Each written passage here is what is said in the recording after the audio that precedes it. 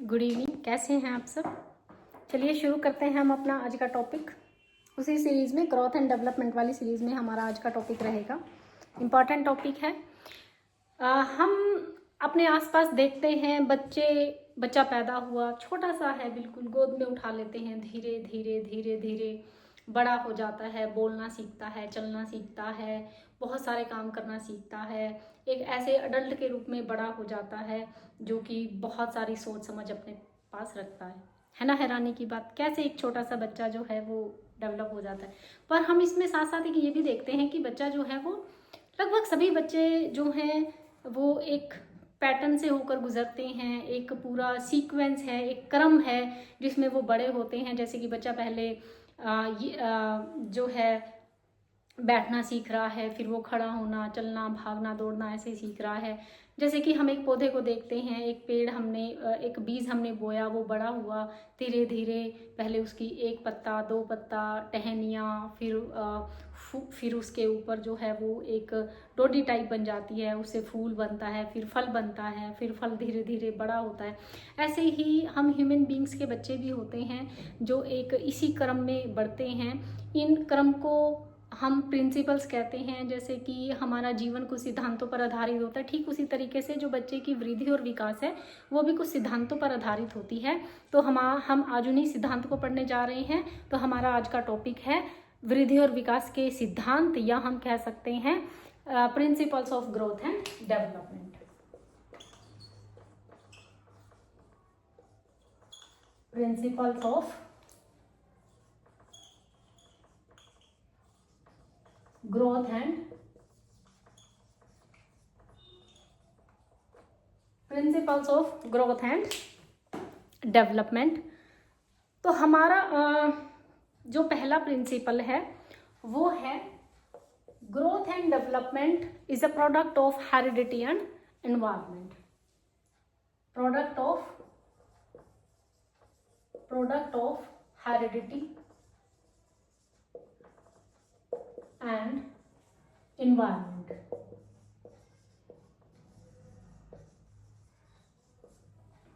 तो इसको यानी कि जो हेरिडिटी को हम आनुवंशिकता बोलते हैं, और ये वातावरण है जो हमारे आसपास जिसमें हम रहते हैं, जिसके संपर्क में हम आते हैं, उसमें बहुत सारे लोग हैं। हेरिडिटी, आनुवंशिकता।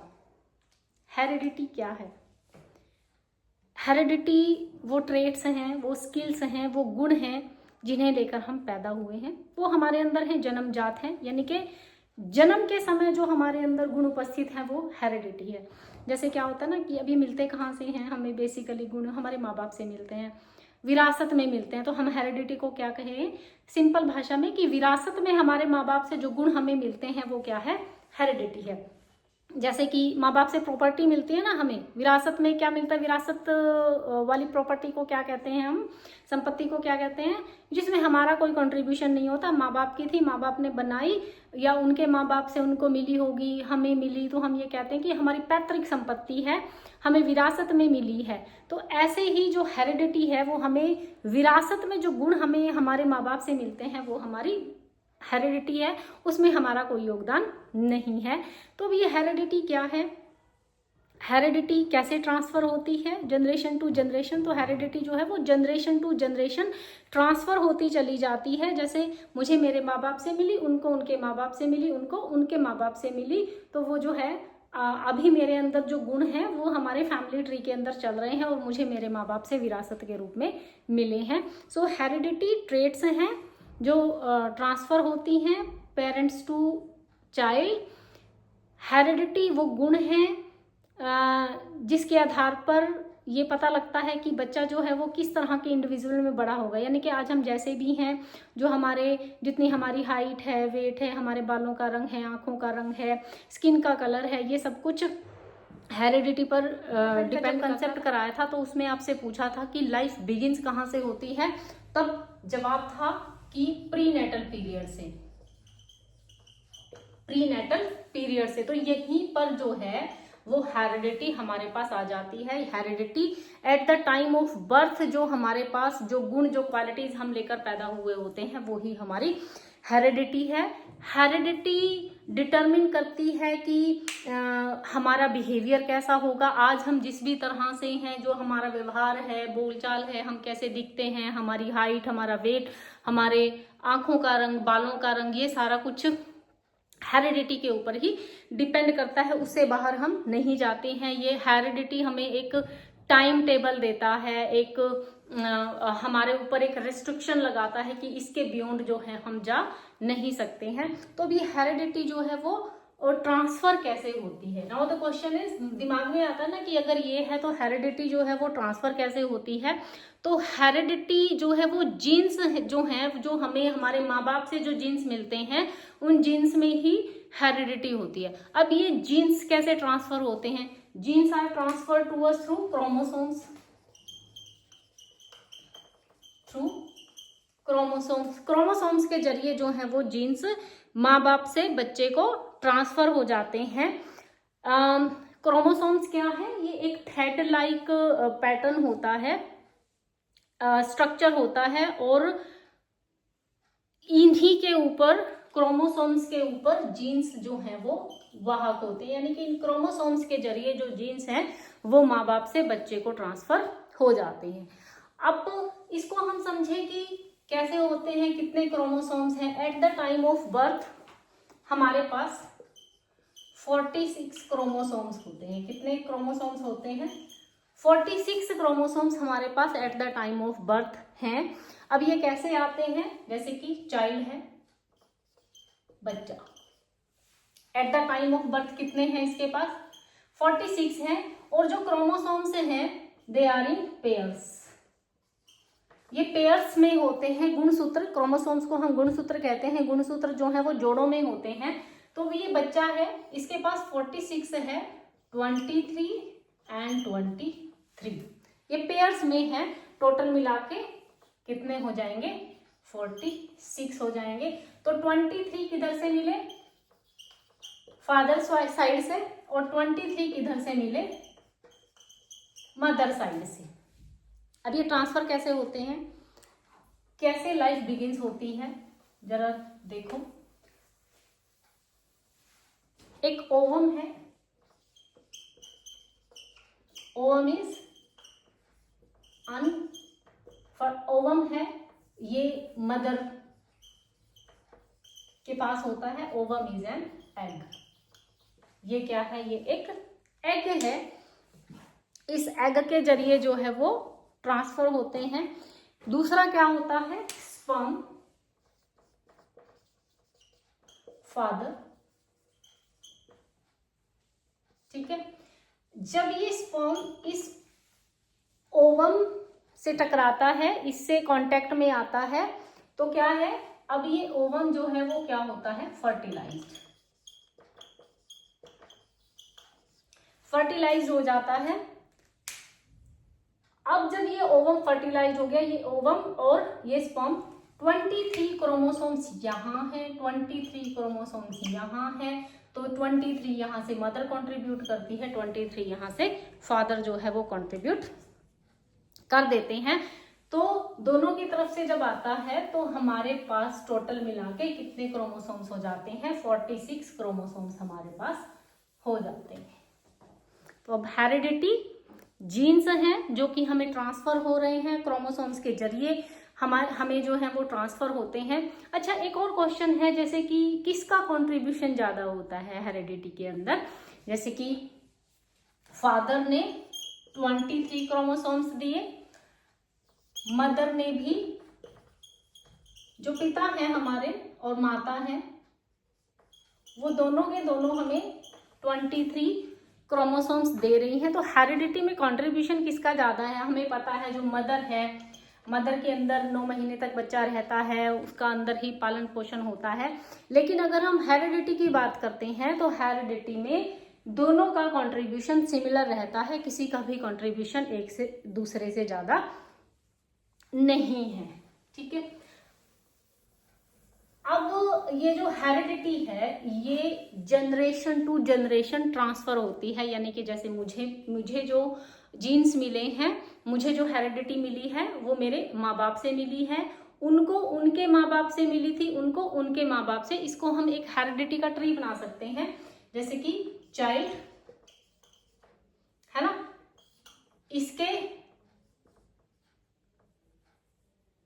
इसके फादर हैं और मदर है, ठीक है, ये इसके फादर मदर हैं। तो इनको कहाँ में से मिली, इनके पेरेंट्स से, इनको इनके पेरेंट्स से मिली, ऐसे ही इनको इनके पेरेंट्स से मिलती है और इनको इनके पेरेंट्स से मिलती है। तो यहां से मान लीजिए ये फैमिली ट्री स्टार्ट हुआ, तो हेरिडिटी यहां से यहां आई, यहां से यहां आई और यहां से यहां हमारे पास आ गई है। तो इसीलिए हम हेरिडिटी को आनुवंशिकता भी कहते हैं, जो कि जनरेशन टू जनरेशन ट्रांसफर होती चली जाती है। अब ये कैसे ट्रांसफर, ये हमें कैसे इम्पैक्ट करती है, जो जीन्स हैं वो दो तरह से, जो जीन्स हैं उनको हम दो कैटेगरीज में जो है वो डिवाइड कर लेते हैं, जैसे कि जीनोटाइप एंड फिनोटाइप। जीन्स जो हैं जीनोटाइप है एंड फिनोटाइप है, जीनोटाइप है एंड फिनोटाइप है। Genotype which is not visible, which is not visible and which is visible। मैंने आपको बताया हमारी आंखों का रंग, बालों का रंग, हमारा इंटेलिजेंस, जो भी ऑब्जर्व किया जा सकता है वो फिनोटाइप है, और जिसके आधार पर वो सारी चीजें डेवलप होती हैं वो जीनोटाइप है, जो कि ट्रांसफर हो रहा है जीन्स के जरिए, और उसका रिजल्ट हमें यहाँ देखने को मिलता है। जैसे कि हम ये कहें कि height of a child visible हो रही है, लेकिन इस हाइट के लिए कुछ पर्टिकुलर, मान लिया टी क्रोमोसोम्स हैं, ये बच्चे के अंदर है, उसके बेसिस पर ये हाइट बनी है। ये क्रोमोसोम्स जो है ये हमें दिखाई नहीं दे रहे हैं ना, ये अंदर है बच्चे के, लेकिन ये जो है ये प्रोडक्ट जो है वो हमें दिखाई दे रहा है। तो हेरिडिटी का मतलब हम ये कहें कि वो सभी कैरेक्टरिस्टिक्स, वो सभी योग्यताएं जो हमारे अंदर हैं और जिनके बेसिस पर हम आगे डेवलप होते हैं, वो हमारी हेरिडिटी जो है वो कहलाती है। जैसे कि मैं एक डॉक्टर बन सकती हूँ, मेरे अंदर वो हेरिडिटी है, मैं गुण लेकर पैदा हुई हूँ। I can be a musician, मैं इंस्ट्रूमेंट्स प्ले कर सकती हूँ, इसलिए प्ले कर सकती हूँ क्योंकि मेरे अंदर वो गुण विद्यमान हैं। अगर मेरे, जैसे कि हम एक नींव डालते हैं ना मकान की, बनाते टाइम फाउंडेशन डालते हैं, ठीक उसी तरीके से जो है वो जीन्स भी इसी तरीके से है कि हमें जो जीन्स मिले हैं, जो हेरिडिटी मिली है, वही डिसाइड करती है, काफी हद तक वो डिसाइड करती है कि बच्चा जो है वो किस तरीके का डेवलप होगा। लेकिन यहाँ पर जो है ना वो एक डिबेटेबल इशू है, जैसे कि कुछ लोग कहते हैं कि हेरिडिटी का अपना पूरा योगदान नहीं होता, एनवायरनमेंट का भी। अभी तक हमने हेरिडिटी दी, अगर हम हेरिडिटी को एक छोटे सिंपल भाषा में कहें तो हेरिडिटी जो है वो ट्रेट्स हैं जो eight the time of birth हमारे पास हैं, जो जीन्स के जरिए हमारे पास आती है, और जीन्स जो हैं हमें ट्रांसफर होते हैं क्रोमोसोम्स के जरिए। This is heredity. अब एनवायरनमेंट क्या है, सोचो एनवायरनमेंट क्या हो सकता है। एनवायरनमेंट जहाँ पर हम रह रहे हैं वहाँ का एनवायरनमेंट में वो सारी की सारी चीज़ें, एनवायरनमेंट जो है वो काफ़ी ब्रॉड है, कॉम्प्रिहेंसिव टर्म है।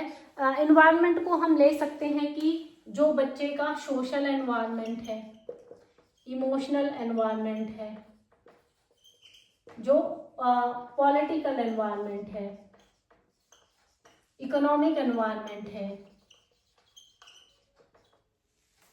ये सारे के सारे जो हैं ये फैक्टर्स, इंटेलेक्चुअल एनवायरनमेंट है, ये सारे के सारे फैक्टर किस में आ रहे हैं, एनवायरनमेंट के अंदर आ रहे हैं। देखो हेरिडिटी और एनवायरनमेंट को हम कह रहे हैं कि ये प्रोडक्ट है किसका, दोनों ही चीजों का प्रोडक्ट है, ग्रोथ और डेवलपमेंट। हेरिडिटी और एनवायरनमेंट का प्रोडक्ट आता है, लेकिन कुछ लोग कहते हैं हेरिडिटी का कंट्रीब्यूशन ज़्यादा है, कुछ लोग कहते हैं कि एनवायरनमेंट का कंट्रीब्यूशन ज़्यादा है। तो क्वेश्चन अराइज होता है, इसको हम साइकोलॉजिस्ट लेते हैं नेचर वर्सेस नर्चर के डिबेट के तौर पर, जहां पर हेरिडिटी जो है वो नेचर है और एनवायरमेंट जो है वो नर्चर की तरह से लिया जाता है। तो किसका कंट्रीब्यूशन, अब अगर हम एनवायरमेंट को देखते हैं, जैसे हेरिडिटी के बेस पर मैं ये कह रही हूं that I have the heredity that I can be a doctor, पर क्या वाकई हेरिडिटी ही निर्धारित कर देगी कि मैं डॉक्टर बन सकती हूँ? अगर मुझे पढ़ाया ही ना जाए, मुझे उस एनवायरमेंट में ही ना रखा जाए, मुझे स्कूल ही ना भेजा जाए, तो क्या मैं डॉक्टर बन सकती हूँ? नहीं बन सकती ना, क्योंकि मुझे वो एनवायरमेंट नहीं मिला है। हेरिडिटी का रोल कैसे आ जाता है? जैसे हम ये देखते हैं कि कोटा में बहुत सारे बच्चे जाते हैं ना, तो आप क्या देखते हो? क्या सारे ही बच्चे इंजीनियर्स बन जाते हैं? क्या सारे ही बच्चे डॉक्टर बन जाते हैं जो कोचिंग में? Environment has been given to them, similar environment उनको मिल रहा है, सारे के सारे कोचिंग में गए हुए हैं, पर सारे इंजीनियर्स नहीं बन पा रहे हैं, सारे डॉक्टर। सक्सेस रेट है कितना? अगर आप देखोगे, सक्सेस रेट निकाल कर देखोगे तो बहुत थोड़ा सा है। सुसाइड कितनी ज़्यादा होती हैं? बहुत ज़्यादा सुसाइड हैं। तो क्यों वो बच्चा जिसको एनवायरमेंट हम दे रहे हैं वो नहीं बन पा रहा है? वहां पर रोल आ जाता है हेरिडिटी का। Heredity sets limit.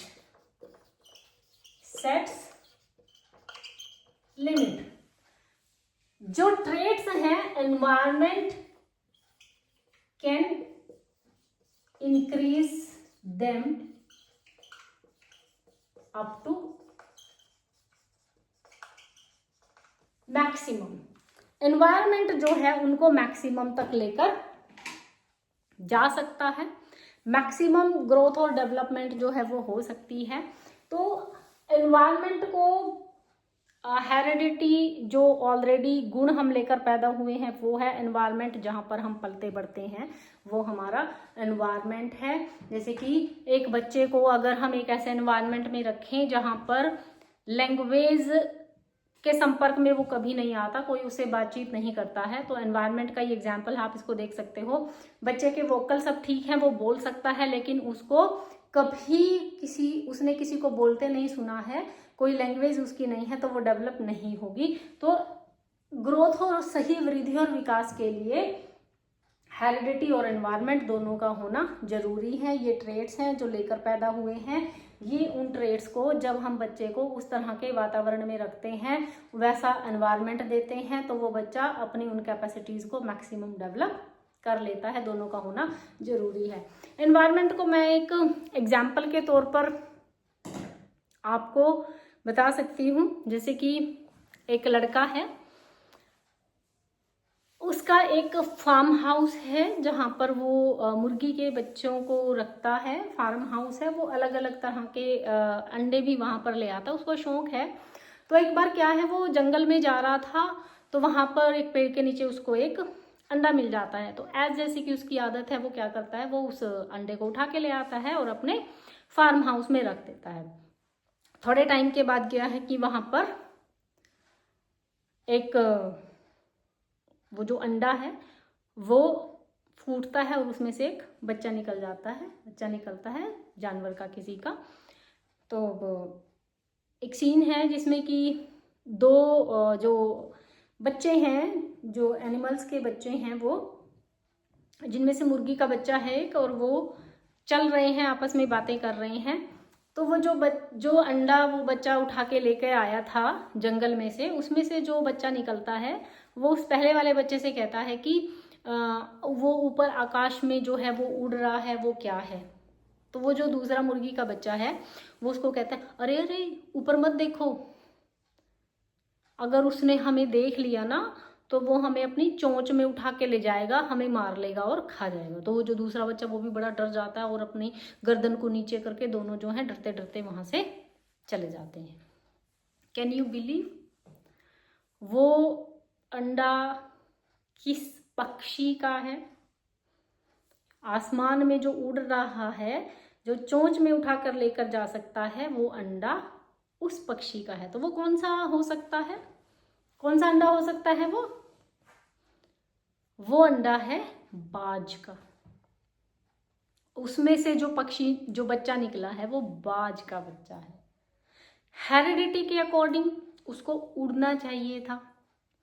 उस मुर्गी के बच्चे को तो मार के खा जाना चाहिए था जिसके साथ वो खेल रहा है, पर नहीं हो रहा ना। तो यहाँ पर आप देखो हेरिडिटी ट्रेट्स हैं कि वो उड़ सकता है, पर एनवायरनमेंट उन ट्रेट्स को एनहांस करता है, ग्रो करता है, हमसे परिचित कराता है। तो वहाँ पर वो बच्चा उड़ना नहीं सीखा क्योंकि वो उस एनवायरनमेंट में नहीं है, वो मुर्गी के बच्चों के साथ रहता है, तो वो वैसे ही चल रहा है। मेरे हिसाब से आपको समझ में आ गया होगा। ये थोड़ा सा बड़े तौर पर हम कराते हैं क्योंकि हेरिडिटी अपने आप में एक काफ़ी कंप्लीट टॉपिक की तरह से आता है। तो हेरिडिटी को आप सिंपल इतना समझेंगे कि हेरिडिटी जो है वो टोटल है उन सभी ट्रेट्स का जो कि एट बर्थ के समय हमारे पास उपस्थित होते हैं, जो जीन्स के जरिए हमें मिलती है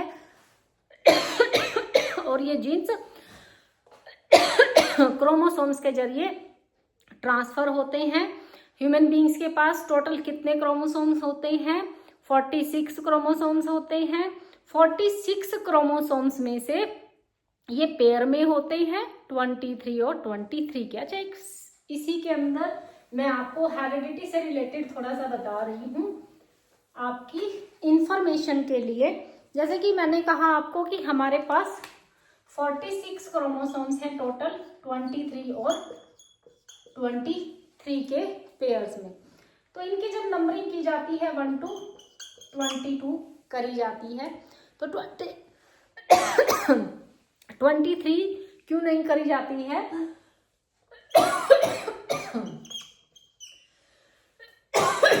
सॉरी, ये जो 23 नंबर क्रोमोसोम्स है ये सेक्स क्रोमोसोम्स है। कौन सा क्रोमोसोम है? सेक्स क्रोमोसोम है। इसी के आधार पर निर्धारित होता है कि लड़की पैदा होगी या लड़का पैदा होगा। तो 1 to 22 एंड 23 मान लिया। हम मेल की बात करें, 1 to 22 एंड 23 फीमेल। ठीक है, तो मेल के पास जो सेक्स क्रोमोसोम है वो कौन सा है? एक्स एंड वाई है। और फीमेल के पास जो ये 23 नंबर वाला क्रोमोसोम है ये कौन सा है? एक्स और एक्स है। अब आपको ये पता होना चाहिए कि जब लड़का पैदा होता है, boy, when a boy takes birth, तो एक्स एंड वाई आपस में यूनाइट होते हैं, यानी कि ये एक्स जो है ये फीमेल की तरफ से आता है और वाई जो है वो मेल मेंबर की तरफ से आता है। और जब लड़की पैदा होती है तो एक्स और एक्स यूनाइट होते हैं, ये फीमेल से है और ये मेल की तरफ से आया है। तो इस डिस्कशन से हमें एक चीज जो पता लगती है वो ये पता लगती है कि सेक्स का निर्धारण, यानी कि पैदा होने वाला जो बच्चा है वो लड़का होगा या ये लड़की होगी, ये किसके ऊपर निर्धारित करता है? वो मेल के ऊपर। किसके ऊपर डिपेंड करता है? मेल मेंबर के ऊपर। यानी कि फीमेल का कोई कंट्रीब्यूशन नहीं है, कोई योगदान नहीं है कि लड़का होगा या लड़की होगी। पूरा का पूरा योगदान आदमियों का होता है। और सेक्स कब निर्धारित हो जाता है?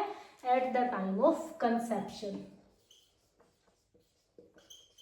देखो, आज भी हमारे समाज में जो है ये चलता है कि पहले बहुत ज़्यादा चलता था कि 2-3 लड़कियां पैदा हो गई हैं तो भाई इस लड़के की दूसरी शादी करा दो। पर साइंस हमें ये बता रही है कि अगर उस लड़के के पास एक्स क्रोमोसोम ज़्यादा है, वाई कम है, तो उसकी चाहे कितनी ही शादियां करा दी जाएं, अगर उसके पास वाई नहीं है तो लड़का पैदा नहीं हो सकता। क्योंकि दूसरी शादी से भी जो बीवी आएगी उसके पास एक्स ही है, वो वाई लेकर नहीं आई है। वाई तो लड़के के पास ही होने चाहिए थे पर उसके पास नहीं है। तो सेक्स में लड़की होगी या नहीं होगा ये फीमेल पर निर्धारित नहीं होता है। दूसरा, हमारे समाज में ये भी चीजें चलती हैं कि तीसरे महीने में हमें आसपास से सुनने को मिलता है कि फलाना बाबा जो है वो पुड़िया देता है, तीसरे महीने में देता है, चौथे महीने में देता है। उसकी पुड़िया खाने जितनों ने भी खाई वो उनको सबको लड़के हो गए। देखो, this is the chance factor कि बाय चांस ऐसा हो रहा है। तीसरे या चौथे महीने में आप पुड़िया खाओ, कुछ मर्जी खाओ, बच्चे का सेक्स चेंज नहीं होता, क्योंकि वो तो कंसेप्शन के टाइम पर ही निर्धारित हो गया कि बच्चा जो है वो लड़का होगा या लड़की होगी। ठीक है, समझ में आ गया आपको? प्रिंसिपल्स का टॉपिक थोड़ा सा जो है वो लंबा है, तो मैं कोशिश देख रही हूँ कि आज में होगा या मुझे इसके लिए 2 बार एफर्ट करने पड़ेंगे। सो पहला हमारा था growth and development is a product of heredity and environment. Second one जो हमारा प्रिंसिपल है वो ये है, growth and development follows and growth and development follows an orderly sequence, कि वृद्धि और विकास जो है वो ऑर्डरली सीक्वेंस को फॉलो करते हैं। वो सीक्वेंस क्या होती है बताओ? कैन यू रिमेम्बर वो सीक्वेंस क्या हो सकती है? जैसे कि आप ये देखते हो कि एक बच्चा जो है वो चलने से पहले अपनी गर्दन को संभालना सीखता है, एक बच्चा लिखने से पहले जो है अपनी फिंगर्स का इस्तेमाल करने से पहले पूरी हथेली का इस्तेमाल करता है। तो इसका मतलब क्या है? एक ऑर्डर है, एक सीक्वेंस है जिसके ऊपर ग्रोथ और डेवलपमेंट जो है वो डिपेंड करती है। वो सीक्वेंस क्या है वो हम समझेंगे। फर्स्ट वन इज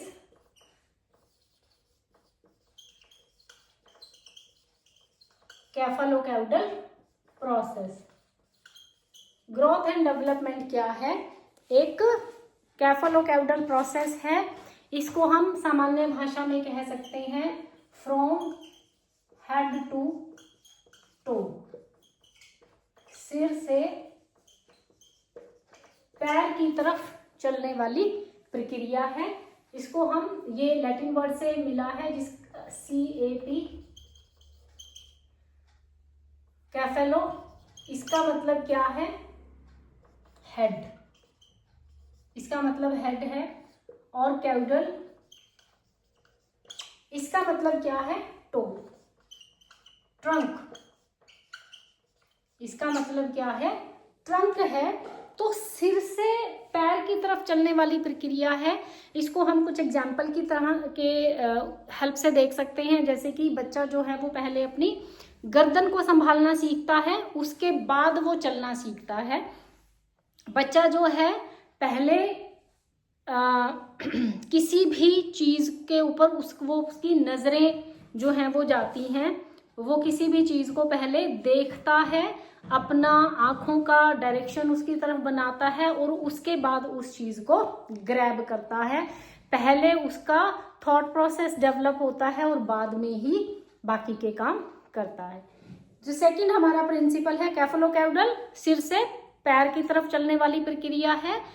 पहले अपर पार्ट ऑफ, इसको हम एक और तरीके से समझ सकते हैं कि पहले जो है upper part of the body develop होता है, लोअर पार्ट जो है वो बाद में उसकी जो क्रियाएं हैं वो डेवलप होती हैं। पहले अपर पार्ट ज्यादा डेवलप होता है, उसकी क्रियाएं हैं, लोअर पार्ट की क्रियाएं थोड़ी सी बाद में आती हैं।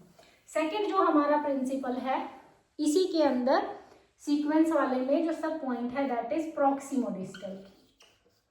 प्रॉक्सिमोडिस्टल, इसको हम कहते हैं from centre to periphery. From, जैसे इसको हेड टू टो कहा है सामान्य भाषा में, तो प्रॉक्सिमोडिस्टल डायरेक्शन। एक चीज ध्यान रखिएगा, आप जो है ये नाम, ये जो टर्मिनोलॉजी है इसको जरूर याद रखिएगा, क्योंकि ये जो प्रिंसिपल है, ये प्रिंसिपल आपका जो HTET है, CTET है, उसके लिए ये काफ़ी ज़्यादा इम्पोर्टेंट है, वहाँ पर ये पूछा जाता है, लेकिन वहाँ पर जो टर्मिनोलॉजी है मोस्ट प्रोबेबली ये वाली इस्तेमाल होती है, ये वाली इस्तेमाल नहीं होती। तो आप ध्यान रखेंगे, इसको थोड़ा सा एफर्ट करेंगे तो याद आपको हो जाएगा। सामान्य भाषा में हम प्रॉक्सिमो डिस्टल डायरेक्शन को क्या कहते हैं? From centre to periphery, from centre to periphery. इसका मतलब क्या है? पहले जो आसपास जो बॉडी से लगते हुए ऑर्गन्स हैं वो डेवलप होते हैं और जो दूर वाले ऑर्गन्स हैं वो बाद में डेवलप होते हैं। जैसे कि बच्चे की पहले जो है वो ये स्पाइन होती है हमारे यहाँ पर, ये जो स्पाइन है ये पहले डेवलप होती है, तो उसके बेस पर बच्चा पहले बैठना शुरू करता है और बाकी के काम बाद में करना शुरू करता है। किसी भी चीज से रिलेटेड बच्चे ने बॉल फेंकनी है, तो जब वो बॉल फेंकता है शुरुआत में वो पूरे आर्म्स का इस्तेमाल करता है बॉल को फेंकने में, लेकिन बाद में जाकर जो है वो फिंगर और अपना जो ये रिस्ट है, इस रिस्ट को इस्तेमाल करता है। पहले वो फेंकेगा पूरा ऐसे करके फेंकेगा, बाद में आप ये देखोगे उस रिस्ट का इस्तेमाल करता है, तो वो क्या कर सकता है? ऐसे पूरी बाजू का उसने इस्तेमाल नहीं किया है, सिर्फ रिस्ट का इस्तेमाल किया और उसने फेंक दिया। फ्रॉम सेंटर टू पेरिफेरी यानी कि पास से, शरीर के पास से दूर की, पास से आउटवर्ड जाने वाली प्रक्रिया है, बाहर की तरफ ये प्रक्रिया जाती है। जैसे मैं ये कहूँ कि बच्चा जो है वो पहले जो उसका हमने मोटर स्किल्स में देखा था आई हैंड कोऑर्डिनेशन होता है, तो प्रॉक्सिमो डिस्टल डायरेक्शन में क्या होगा? पहले हेड एंड आई, पास में है ना, दोनों यहीं पे हैं। पहले हेड और आई का कोऑर्डिनेशन होगा, उसके बाद फिंगर्स का, उसके बाद फिंगर्स का कोऑर्डिनेशन होता है। हेड टू आई पहले होगा और आई टू हैंड या फिंगर्स का जो कोऑर्डिनेशन होता है वो बाद में होता है। जैसे ड्राइंग कर रहा है बच्चा, तो पहले वो क्या करता है? किसी भी ऑब्जेक्ट को ध्यानपूर्वक देखता है और उसके बाद उसमें कलरिंग करना शुरू करता है। लिखने के लिए जैसे जो बच्चा लिख रहा है, लिखने में भी पहले जो पूरे बच्चा मान लिया चीज को ग्रैब कर रहा है, उसमें हम यहाँ पर ये एग्जाम्पल ले सकते हैं। कोई चीज पड़ी हुई है, बच्चे ने उसको उठाना है, तो वो क्या करता है? पहले मान लिया ये मार्कर है, ये पड़ा हुआ है, बच्चे ने जब इसको उठाना वो पूरे ऐसे पूरी हथेली का इस्तेमाल करेगा और इस मार्कर को उठा लेगा। लेकिन धीरे धीरे जब डेवलपमेंट आउटवर्ड की तरफ जाएगी तो वो क्या करेगा? सिर्फ फिंगर्स का इस्तेमाल करेगा और इसको उठा लेगा। यानी कि सेंटर टू पेरिफेरी, नजदीक से दूर, अंदर से बाहर की तरफ जाने वाली प्रक्रिया है। समझ में आ गया आपको? ये हेड टू टो है, ये फ्रॉम सेंटर टू पेरिफेरी है, सेंटर से बाहर, केंद्र से बाहर की तरफ जाने वाली प्रक्रिया है। यानी कि जो शरीर के पास वाले जो अंग हैं वो पहले डेवलप होते हैं और बाहर की तरफ जो जा रहे हैं वो बाद में डेवलप होते हैं। एक और इसी उसमें आता है, इसी ऑर्डरली सीक्वेंस में जो प्रिंसिपल आता है वो आता है लोकोमोशन। Locomotion process. लोकोमोशन का मतलब क्या है? मूवमेंट। इसका मतलब क्या है? मूवमेंट है कि बच्चा किस प्रोसेस में मूव करता है। आपने बच्चों को देखा होगा, बच्चा पहले बैठता है, ऐसा तो नहीं होता ना कि बच्चा पहले खड़ा होना सीखता है फिर वो बैठना शुरू करता है, पहले फिर वो भागता है फिर उसके बाद वो चलना सीखता है, ऐसा नहीं होता। इस मूवमेंट का भी एक प्रोसेस है, जैसे कि creeping, crawling, standing, walking and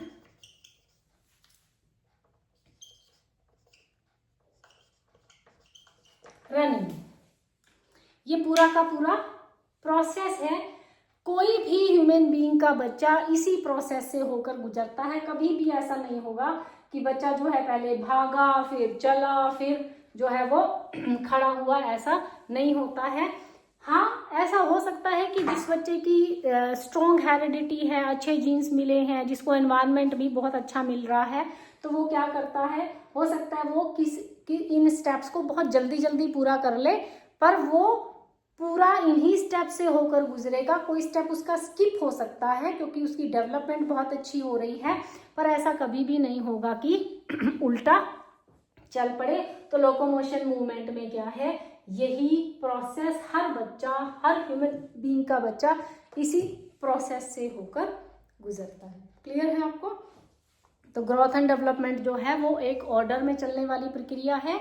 head to to चलती है, सेंटर टू पेरिफेरी चलती है, और लोकोमोशन में भी उसका अपना एक सीक्वेंस है जो कभी भी ब्रेक नहीं होता।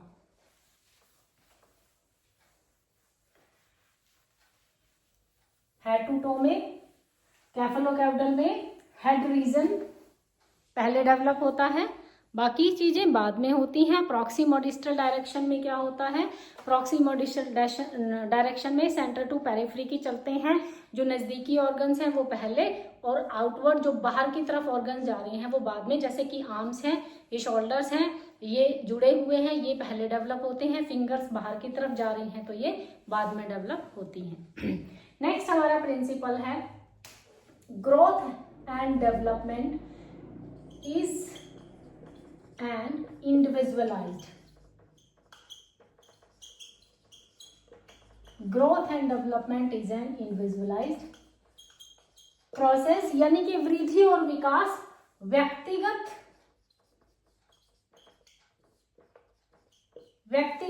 चलने वाली प्रक्रिया है। यानी कि हर बच्चा जो है वो अपने ही तरीके से डेवलप होता है।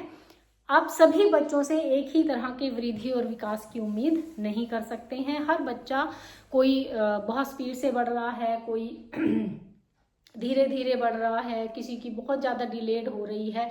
ये ऑब्वियस है, हमने पहला जो फैक्टर डिस्कस किया है हेरिडिटी एंड एनवायरनमेंट, उसी के ऊपर डिपेंड करता है। जैसे कि आप इंडिविजुअलाइज प्रोसेस को समझ सकते हो कि आपने एक बगीचा है, आपके पास एक किचन गार्डन है, आप गार्डन में आपने पौधे लगाने हैं, तो आप किस तरह के पौधे लगाएंगे? सारे पौधे एक ही जैसे लगाएंगे या अलग अलग लगाएंगे? एक, अगर आप फूलों वाले लगा रहे हैं तो क्या सारे पौधे एक ही फूल के लगा लेंगे, एक ही कलर के लगाएंगे, या अलग अलग कलर के? तो मेरे हिसाब से जो हमें लगता है कि हमें अपना बगीचा रंग बिरंगा चाहिए होता है, अलग अलग तरह के फूल हमें चाहिए होते हैं, अलग अलग खुशबू वाले पौधे हमें चाहिए होते हैं, जो कि अपने ही तरीके से। देखो, सुंदरता किसमें है? सुंदरता विविधता में है।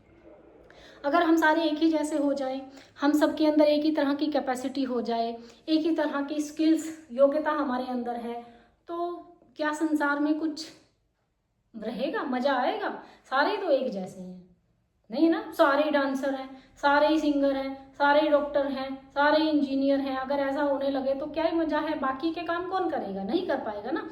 तो इंडिविजुअलाइज्ड प्रोसेस है ये, खास तौर से माँ बाप के समझने की चीज है कि इंडिविजुअलाइज्ड प्रोसेस है, हर बच्चा अपने ही तरीके से डेवलप होता है। डोंट कंपेयर योर किड्स कि मेरा एक बच्चा इतना इंटेलिजेंट है तो दूसरा भी उतना ही होगा, और हम कंपैरिजन करते रहते हैं बच्चों के साथ। आपस में हम कहते हैं तेरा बड़ा भाई तो इतना अच्छा है, वो इतना अच्छा कर रहा है, तुम क्यों नहीं कर रहे? इस प्रिंसिपल में आप एक मूवी का सीन मैं आपको बताऊं, जो हमने एक मूवी है तारे जमीन पर, सबने, आप लोगों ने भी देखी होगी, मैंने भी देखी है। तो ईशान अवस्थी जो बच्चा है, बड़ा धीरे धीरे डेवलप होने वाला बच्चा है, अपने तरीके से बढ़ रहा है, अपने तरीके से वो बेस्ट वे में बढ़ रहा है। उसका एक बड़ा भाई है ना, जो बहुत अच्छा करता है, स्पोर्ट्स में अच्छा है, एकेडमिक में अच्छा है। बट ईशान अवस्थी जो है, ना स्पोर्ट्स में अच्छा है बहुत ज़्यादा, और ना एकेडमिक में बहुत ज़्यादा अच्छा है। वो अपने तरीके से वो ड्राइंग कर रहा है, उसके अपने कॉन्सेप्ट्स हैं, वो उस तरीके से अपनी, उसकी इमेजिनेशन बहुत बढ़िया है, क्रिएटिव बच्चा है वो, लेकिन हम लोग समझ नहीं पा रहे हैं। तो आपको याद है वो सीन जब प्रिंसिपल जो है उसके फादर को बुलाती है और ये कहती है कि आपका बच्चा स्पेशल स्कूल के लायक है, आप अपने बच्चे को यहाँ से ले जाओ और उसको स्पेशल स्कूल में डाल दो। तो उसका बाप कितना भड़क जाता है ना, क्या कहता है? मेरा बच्चा स्पेशल है। आपको पता है उसका बड़ा भाई कितना होशियार है, वो ये करता है, ये करता है, ये करता है, और आप कह रहे हो कि मेरा बच्चा जो है वो स्पेशल है, आपका दिमाग खराब हो गया। यानी कि हम एक्सेप्ट नहीं करते, हम ये सोचते हैं कि अगर मेरे 2 बच्चे हैं, दोनों इक्वली इंटेलिजेंट होंगे, दोनों इक्वली सारी चीज़ें करेंगे, तो ऐसा नहीं होता है। हर बच्चा अपने ही तरीके से डेवलप करता है, हर बच्चे की अपनी स्पीड है, अपनी कैपेसिटी है, हेरिडिटी भी सेम नहीं है, एनवायरनमेंट भी दोनों सभी बच्चों को सिमिलर नहीं मिलता। अगर हम इस प्रिंसिपल को नहीं समझ पा रहे हैं ना, तो इसके रेपरकशंस बहुत खराब होते हैं। पीछे न्यूज़ में आया था, एक बच्चे ने, छोटे से बच्चे ने अपनी माँ और बहन को ना बैट से पीट पीट के मार दिया, क्योंकि जो माँ है ना वो हर वक्त कंपेयर कर रही है अपने लड़के को उस लड़की के साथ कि तेरी बहन पढ़ती है, ये करती है, वो करती है। तो इस केस में क्या होता है, बच्चे के मन मस्तिष्क के ऊपर बहुत बुरा प्रभाव पड़ता है, जिसका खामियाजा बच्चा भुगतता है। तो आप ये देखो कितना, क्या मानसिक हालत रही होगी, क्या इमोशनल कंडीशंस रही होंगी उस बालक की, कि उसने जो है वो खेल के आया था अभी बाहर से, उसके हाथ में बैट था, आते ही उन्होंने कुछ बोलना शुरू करा तो बच्चे ने दोनों को मार दिया। देखो इस केस में जो है ना, एक और चीज़ हमें समझनी चाहिए कि जिससे हम कंपेयर कर रहे हैं बच्चे को, उसी से नफरत हो जाती है। यानी कि उसे अपनी माँ से शायद उतनी नफरत नहीं होगी जितनी उस बहन से हो जाएगी। क्यों? क्योंकि कंपैरिजन तो उसी की वजह से हो रहा है ना, सारे फसाद की जड़ तो वही है ना। ये रहेगी, वो कहते हैं ना रहेगा बांस ना बजेगी बांसुरी, तो ना बहन होगी, ना कंपैरिजन होगा, ना कुछ होगा। गुस्से गुस्से में दोनों का ही काम तमाम कर दिया। पेरेंट्स जरूर समझें, ध्यान दें, आपके सभी बच्चे एक ही तरीके से डेवलप नहीं हो सकते हैं, इंडिविजुअल डिफरेंसेस हैं, स्वीकार करें। जैसे आपका बगीचा अलग अलग रंगों के फूलों से भरा हुआ है, आप पौधे बोते हैं, एक ही समय पर बोते हैं, लेकिन वो पौधे एक जैसी स्पीड से नहीं बढ़ते हैं, उनमें एक ही समय पर फल नहीं आते, उनमें एक ही समय पर फूल नहीं आते हैं, अलग अलग समय पर आते हैं, है ना। तो हमारे बच्चे भी तो ऐसे ही हैं, हम क्यों कंपेयर कर रहे हैं? हमें नहीं करना चाहिए, बहुत बुरा नतीजा आता है, जिसका ये भी मैंने आपको रियल बताया। एक और रियल केस है, देखो पढ़े लिखे लोग किस तरीके से अपने बच्चों के साथ कर जाते हैं। सिर्फ इस प्रिंसिपल को समझाने के लिए एग्जाम्पल्स के थ्रू शायद ज़्यादा अच्छे तरीके से समझ में आता है, and you will not forget it ever. और खाली पेपर में लिखने वाली बात नहीं है, जीवन में आजमाने वाली बात है, समझने वाली बात है। क्योंकि हम टीचर्स हैं, हम कंपेयर करते हैं अपने स्टूडेंट्स को, पेरेंट्स कंपेयर करते हैं अपने बच्चों को, तो यहाँ से काफ़ी समझने को मिलेगा कि हमें क्या करना है, क्या नहीं करना। जैसे कि प्रोफेसर्स हैं किसी यूनिवर्सिटी के अंदर, देखो रियल हैं, I am not going to tell the, क्योंकि हर्ट होता है अगर वो देखेंगे तो यूनिवर्सिटी के अंदर प्रोफेसर्स हैं, मदर और फादर दोनों बहुत पढ़े लिखे हैं, समझदार हैं। देखो इससे ऊपर कुछ नहीं हो सकता कि पढ़े लिखे हैं, टीचर हैं, प्रोफेसर्स हैं यूनिवर्सिटी के अंदर, तो ब्रेनी पर्सन्स हैं। उनके ना 2 बच्चे हैं, दोनों लड़के हैं। जो बड़े वाला लड़का है वो काफ़ी शार्प माइंड है, काफ़ी इंटेलिजेंट है। जो छोटे वाला लड़का है वो भी इंटेलिजेंट है, वो भी काफ़ी क्रिएटिव है, लेकिन वो उतना नहीं है जितना कि बड़े वाला है। तो क्या किया, हमारे इंडिया में तो बड़ा ये झाड़ फूंक और ये फलाना हवन पूजा पाठ, मैं उसके खिलाफ नहीं हूँ, लेकिन हम अंधविश्वास में घिर के बहुत कुछ करते हैं। तो वो दंपत्ति जो है किसी ऐसे ही एक पूजा पाठ करने वाले व्यक्ति के संपर्क में आते हैं, उसे बात होती है, तो वो जो पूजा पाठ करने वाला व्यक्ति है वो उनको कहता है कि आपको एक पूजा करानी पड़ेगी, और आप उस पूजा के बाद आपके दोनों बच्चे एक ही जैसे हो जाएंगे, उनका इंटेलिजेंस लेवल एक जैसा हो जाएगा। तो वो जो भी प्रक्रिया चलती है, हवन चल रहा है, तो वो जो सामने वाला व्यक्ति है वो उनको एक सिरिंज देता है, इंजेक्शन की सिरिंज देता है, और कहता है कि आप अपने बड़े बेटे की बॉडी से ब्लड निकाल के छोटे बेटे की बॉडी में इंजेक्ट कर दो। हमें पता है साइंटिफिक प्रोसेस नहीं है, ब्लड ऐसे थोड़ी ना चढ़ाया जा सकता है, वही सिरिंज उसको लगा दी, वही सिरिंज उसको लगा दी। हम ये भी नहीं देख रहे हैं हमारा ब्लड ग्रुप मिल रहा है या नहीं मिल रहा है, एक ही माँ बाप की संतान है, ये थोड़ी है कि ब्लड ग्रुप सिमिलर होगा। तो वो ये प्रोसेस चलता रहता है। बड़े बेटे की बॉडी से ब्लड निकलता है, छोटे की में चढ़ता है, बड़े की में से निकलता है, छोटे की में चढ़ता है। क्या रिजल्ट, सोचो क्या रिजल्ट निकला होगा उनके इस अंधविश्वास का, ये जो हम मानते नहीं हैं इस चीज़ का। दे बोथ डाइड, दोनों बच्चे ऑन द स्पॉट मर गए। सिर्फ किस वजह से कि हमने ये जो इंडिविजुअल डिफरेंसेस हैं, इंडिविजुअलाइज्ड प्रोसेस है कि हर बच्चा अपने तरीके से बढ़, उसको स्वीकार नहीं किया। माँ बाप चाह रहे हैं दोनों बच्चे अपने तरीके से अपने अपने फील्ड में अच्छा कर रहे हैं, अपने तरीके से अच्छा कर रहे हैं, स्वीकार क्यों नहीं करते हम? हमें स्वीकार करना चाहिए। तो देखो कितना नुकसान है। वो बच्चे जो पता नहीं क्या बन सकते थे वो बन नहीं पाए, they died on the spot. तो ये माँ बाप के लिए भी समझने की चीज़ है कि आप अपने बच्चों को कंपेयर ना करें। कंपैरिजन का बहुत बुरा नतीजा निकल कर सामने आता है।